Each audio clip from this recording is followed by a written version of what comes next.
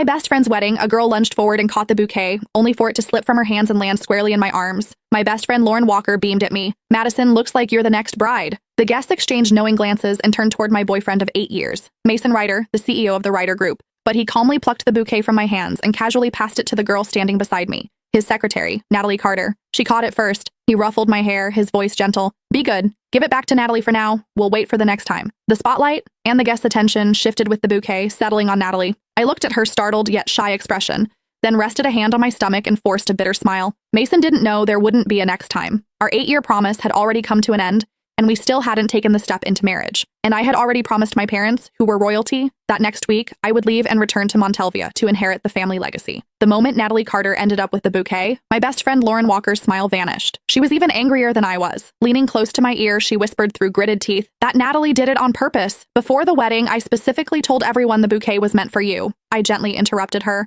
"Lauren, today is your big day. Little things like this don't matter. But you've waited 8 years just to marry Mason," she said anxiously. "And now you're carrying his child. If you still don't have the wedding soon, it's okay." I turned my head calmly and looked toward Mason Ryder. Natalie, holding the bouquet, was sitting right beside him. The distance between them was far closer than what a secretary should reasonably keep. Most of the guests were friends who knew both Mason and me well. Their eyes drifted toward me, curious, sympathetic. Lauren grew even more upset and squeezed my hand tightly. "Madison, I looked into Natalie earlier. She's a calculating gold digger who specializes in seducing rich men. She's been trying to get close to your boyfriend for months. You need to be careful. Lauren, you're the most beautiful bride today. Don't worry about me." I squeezed her hand back and gave her a faint smile. "Besides, I'm not planning to marry Mason anymore. I haven't even told him I'm pregnant." My words were so shocking that Lauren's eyes widened as she stared at me in disbelief. After a long silence, she finally remembered that the wedding ceremony still had to continue. When the wedding ended, Lauren hugged me tightly. "Madison, if you need any help, just tell me. I support whatever decision you make." "What decision?" After she left, Mason walked toward me, calm as ever.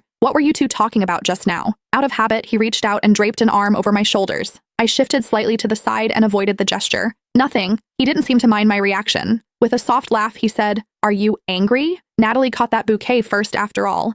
She's a young girl. Of course, she dreams about weddings. Catching the bouquet was just her way of borrowing a little luck. Didn't we agree we'd wait for the next time?" He leaned closer, stroking my hair as he patiently tried to soothe me. "Why care so much about Lauren's bouquet? When we get married, I'll prepare an even more beautiful one for you. You can have as many bouquets as you want." Silently, I curled my fingers into my palm and looked straight into his eyes. "Can we get married this month then?" Lauren and I made a promise when we were kids. Whoever married first, the other would marry right after. We would be each other's bridesmaids and witness each other's happiness. The air seemed to freeze. Mason's hand, which had been brushing my hair, paused midair. A few seconds later, he chuckled lightly. "You're still taking childhood jokes seriously? I'm the CEO of the Ryder Group. A wedding can't be thrown together